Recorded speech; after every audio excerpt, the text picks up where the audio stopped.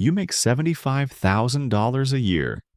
By every definition you've ever heard, that should make you solidly middle class.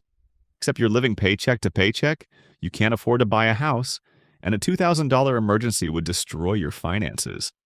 So what happened? Either you're terrible with money or the definition of middle class has fundamentally changed and nobody updated you. Here's the reality. The income that used to guarantee middle class stability now barely covers basic survival in most of America. The benchmarks your parents used, owning a home, saving for retirement, one income supporting a family, those aren't middle class anymore. Those are upper middle class or genuinely wealthy, depending on where you live. And most people have no idea how far behind they actually are because they're still using outdated metrics. Let me show you what middle class actually costs in 2026, and more importantly, what income you actually need to afford it. The traditional definition is dead. The Pew Research Center has historically defined middle class as households earning between 67% and 200% of the median income. In 2026, with median household income at approximately $81,000, that puts middle class between $54,000 and $162,000 annually. That's a massive range. Someone making $55,000 and someone making $160,000 are both middle class by this definition, but they're living completely different financial realities. The person making $55,000 is stressed about grocery prices. The person making $160,000 is planning European vacations. Calling them both middle class is statistically accurate and practically meaningless. Research from the Economic Policy Institute took a different approach. They calculated what it actually costs to achieve a modest but adequate standard of living, what most people would consider basic middle-class life. Their 2026 data shows that a family of four needs between $100,000 and $280,000 annually, depending on location. Not to live luxuriously, to live modestly with basic security. That's the disconnect. The statistical definition says middle class starts at $54,000. The actual cost of middle class life starts at $100,000. Half the people who think they're middle class can't actually afford middle class life. What middle class actually costs. Let's break down what middle class life actually requires in 2026 using data from multiple sources. We're not talking about luxury. We're talking about the basic lifestyle most Americans consider normal and achievable. Housing that's safe and in a decent school district.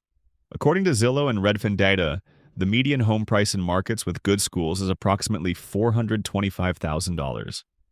A mortgage on that at 7% interest is roughly $2,600 monthly, including taxes and insurance.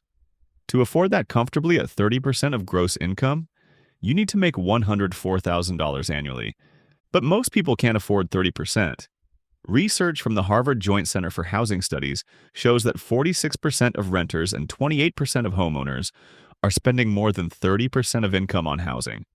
They're house poor, not middle class. Transportation, specifically reliable cars that won't strand you. Data from Kelley Blue Book shows the average new car price in 2026 is $48,000. Even a 3-year-old used car averages $28,000. Finance that at current rates and you're looking at $500 to $700 monthly.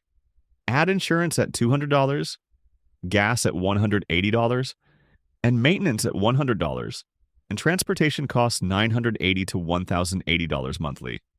That's another $12,000 to $13,000 annually just to own and operate a vehicle. The USDA calculates that a family of four needs $1,200 to $1,500 monthly for a moderate cost food plan. That's $14,400 to $18,000 annually. Not eating out constantly, cooking at home, buying store brands, being reasonable. Healthcare is where this gets brutal. The Kaiser Family Foundation reports that the average family health insurance premium is $1,800 monthly or $21,600 annually. Even if your employer covers part of it, you're typically paying $400 to $600 monthly in premiums plus deductibles, co-pays, and out-of-pocket costs. Budget $10,000 annually minimum for healthcare. Childcare for families with young kids. The Economic Policy Institute data shows childcare costs average $1,200 to $2,000 monthly per child depending on location. For two kids, that's $28,800 to $48,000 annually. This alone can consume an entire middle-class income. Add it all up: housing, transportation, food, healthcare, childcare. You're at $95,000 to $125,000 in basic necessities before you've paid for utilities, internet, phones, clothing, retirement savings, emergency funds, or any discretionary spending. And we haven't even mentioned student loan payments, which the Education Data Initiative shows average $400 monthly for borrowers. The geographic reality. Here's where it gets more complicated. Middle-class income requirements vary wildly by location.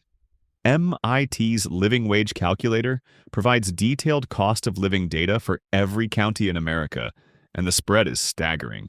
In Hinds County, Mississippi, a family of four needs $85,000 annually for a living wage that provides basic financial security. In San Francisco County, California, that same family needs $239,000. That's a 180% difference for the exact same standard of living. Research from the Council for Community and Economic Research shows that housing costs alone vary by up to 400% between the cheapest and most expensive metros. You can buy a 3-bedroom house in Cleveland for $180,000. That same house in San Jose costs $1.2 million. This creates a situation where someone making $90,000 in Austin, Texas, is genuinely middle class with financial breathing room.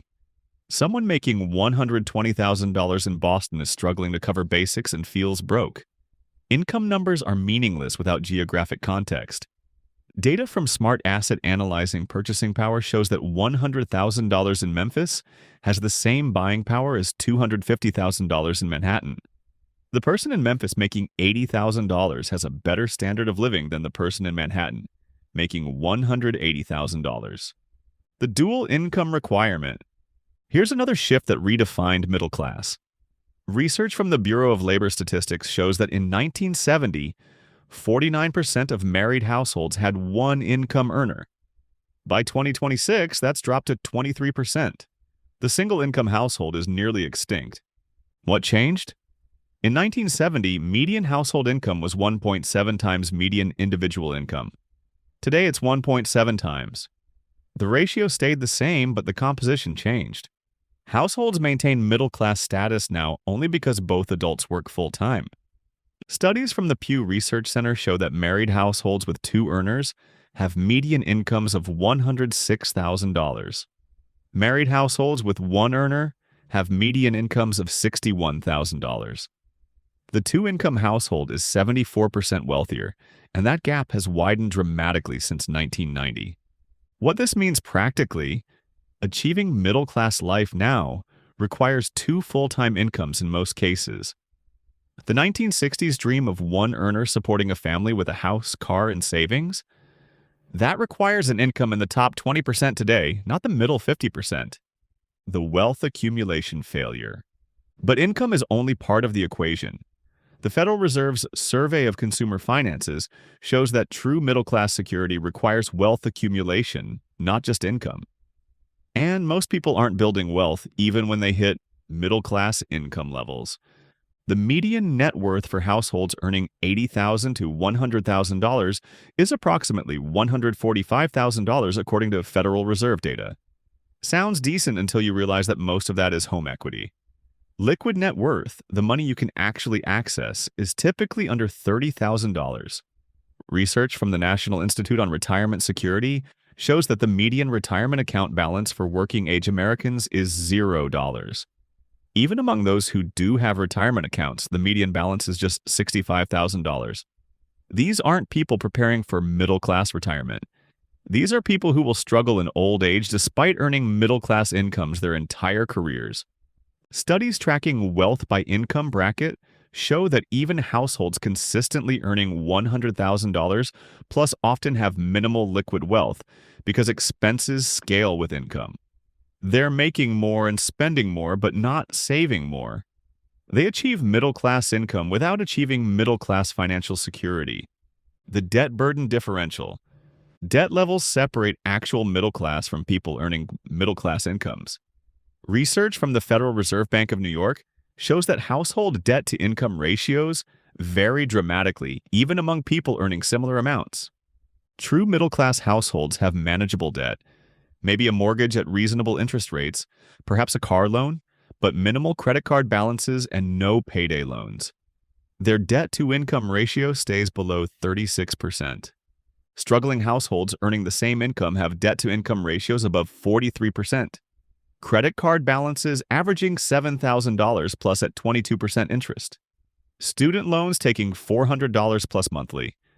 Auto loans at unfavorable rates. They're making middle-class income but servicing debt that prevents middle-class wealth building.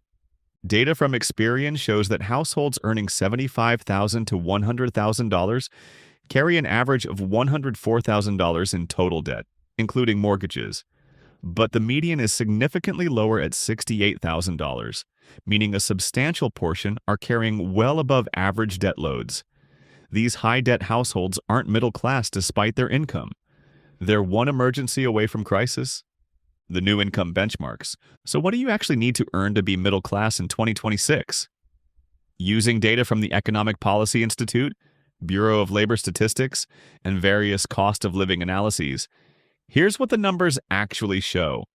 For a single person, $50,000 to $75,000 in low-cost areas, $75,000 to $110,000 in median-cost areas, $110,000 to $180,000 in high-cost areas.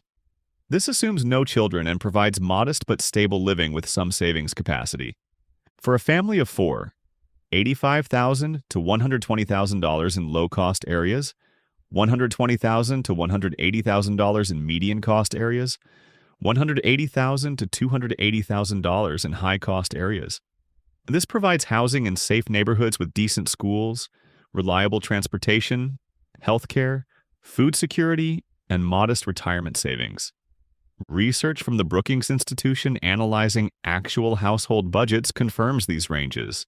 Families living what most would consider middle-class lifestyles, owning homes, taking occasional vacations, saving for retirement, typically need household incomes in the $120,000 to $200,000 range in most metro areas.